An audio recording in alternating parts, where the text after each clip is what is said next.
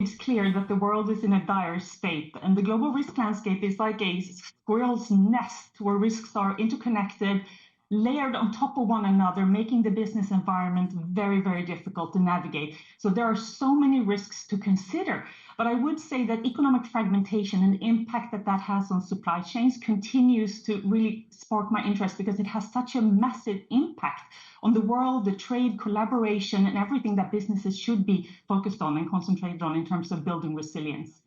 Has the election in the United States painted even a darker picture here when you think about economic fragmentation, with many respondents perhaps highlighting incoming trade conflicts between the US and other parts of the world?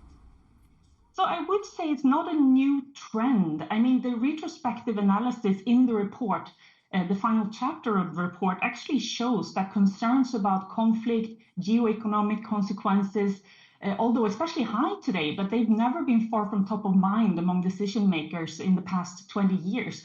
But then, of course, looking at the development of trade policies, 2014, we saw the Make in India initiative. We had the Inflation Reduction Act in 2022. We can look back at the US-China trade war in 2018. So it's not a new concern. It's just that it is so interconnected. Risks are being layered on top of one another. And the economic fragmentation now, as it speeds up and accelerates, will continue impacting supply chains and global trade. It's not a new trend, we know that, but have you noticed a particular focus within the respondents about how this is top of their minds as they think about 2025? Because it has been going on for so long, but yet the narrative seems to be getting more and more aggressive. It is getting more and more aggressive, and I think we're navigating an era now marked by increasing economic tensions. And I think we have to recognize that fragmentation is not a theoretical concern. It's something that we need to confront today. So it has resulted in a more complex and uncertain trading environment.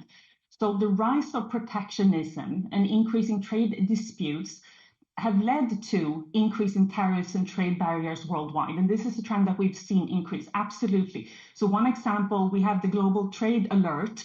The number of new harmful policy interventions rose from 600 in 2017 to over 3,000 per year in 2022, 23, and 24. And I don't even know where 2025 is going to end up, but it's a clear indication of where the trend is headed.